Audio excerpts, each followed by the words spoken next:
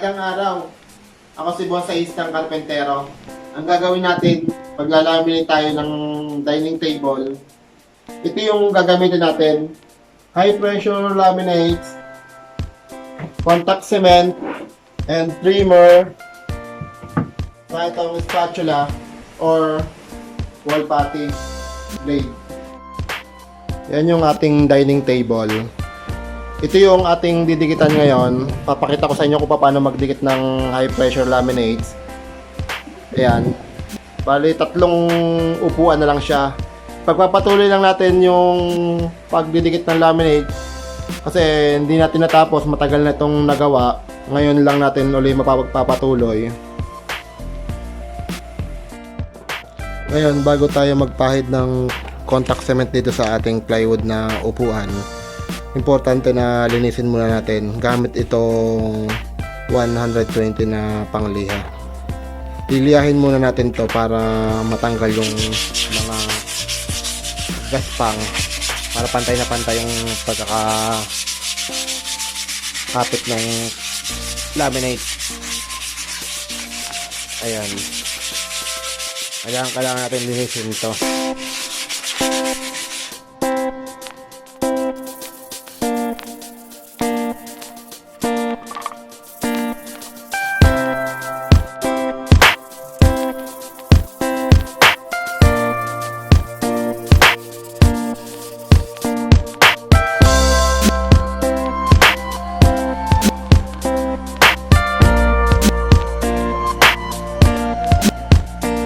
Ngayon, tapos natin linisin, lalagyan natin ngayon ng contact cement.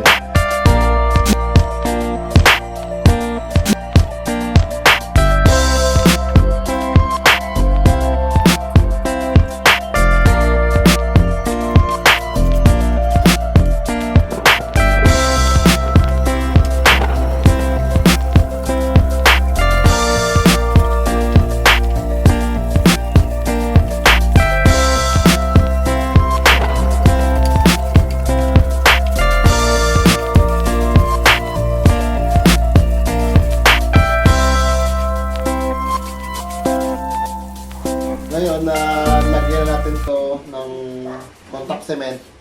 Ang importante, lagyan din natin yung mismong kakabit natin na laminate ng contact cement para mas matibay. Ganun talaga ang paglalagay ng contact cement. Parehas nilalagyan itong plywood saka itong laminate.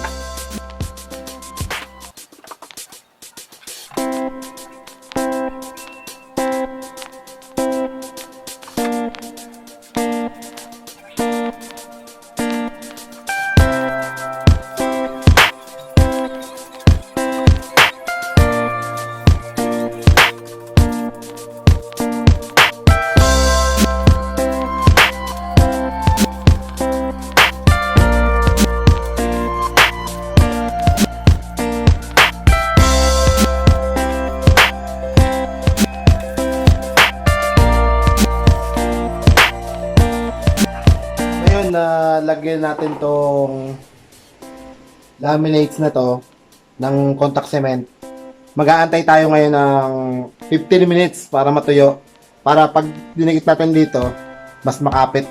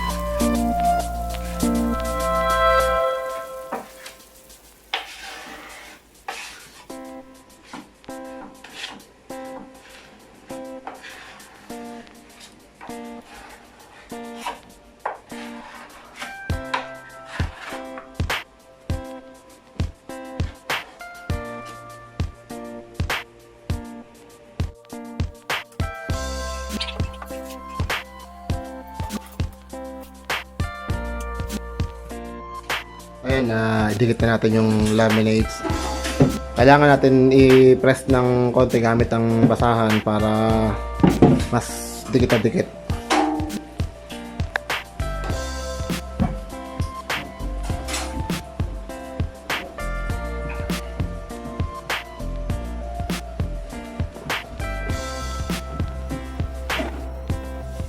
Ayan, ngayon tatanggalin naman natin tong plastic na nakadikit sa kanya para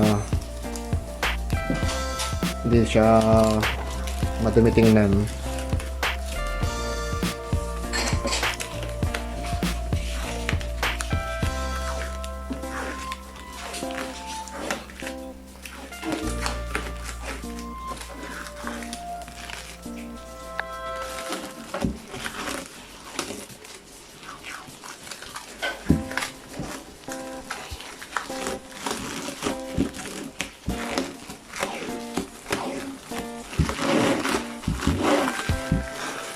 Ayan siya.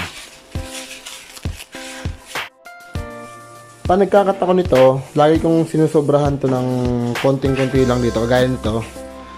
Para pag kinat ko siya ng trimmer, saktong-sakto lang yung pinakang kantuhan niya. Ayan siya. Tapos, itong gitna, hindi ko siya nilagyan ng contact cement. Kasi bubutasan ko pa to eh. Ayan siya. Magiging ang style kasi niya, dapat ganito siya. Ayan siya. Ganyan ang magiging ano niya pagkatapos ng dikitan lahat.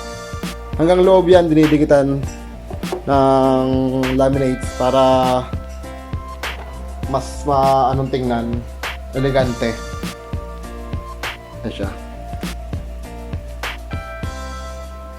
Ngayon, ang gagawin natin dito, i-cut natin to ng trimmer. Papakita ko sa inyo kung paano i-cut ng trimmer. Itong mga sobrang kantuhan na to. Okay, ngayon kakatin natin to gamit tong trimmer natin. Tapos gagamit na rin tayo sa salamin kasi para sa safety natin, baka tayo madali sa mata.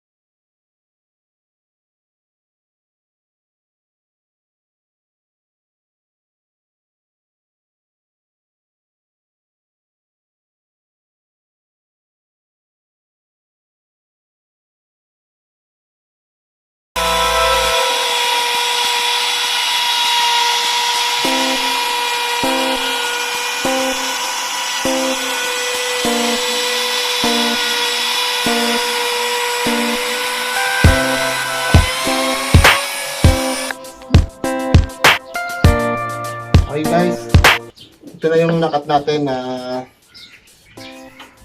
dinigyan natin ng laminate. And so, kasi ito ang susunod naman natin ngayon.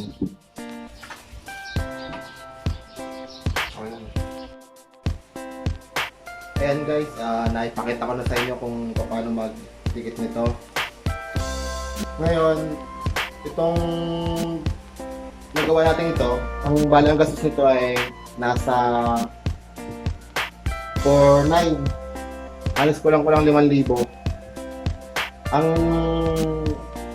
isang peraso nito is 1,100. Bali ang nabili ko, 3 peraso nito. Halos sakto lang. Pati nalagyan na rin yung loob nito mismong upuan na to sa lamesa. Tapos gumamit din ako ng isang Marina 3/4 na plywood. Tapos, hindi ko pala kasama tong contact cement. Bali, halos 5.5 ang inabot. Mayroon pa ng ganitong kagandang lamesa na balot ng laminated. Ang size nga pala nito, kasing laki siya ng plywood, 4 feet by 8 feet. Ang size nito pagka bumili kayo. Ayan siya guys. Kaya yan ang naisipan kong i-design at ako na rin ang gumawa ng lamesa na yan. Dati ang lamesa ko, yung kahoy lang na gawa sa Palochina. Ngayon nagpalit ako, mas nilitan ko. Pero yung space kasi, ang liit kasi ng bahay namin. Ngayon, para makatipid kami sa space, ganyan lang ginawa ko lamesa. Para sakto-sakto lang sa bahay na nakuha ko. Ayan siya. Ngayon, tong bangko na to, dito lang siya sa ilalim. Hindi siya makalat tingnan. Ayan siya. Ayan.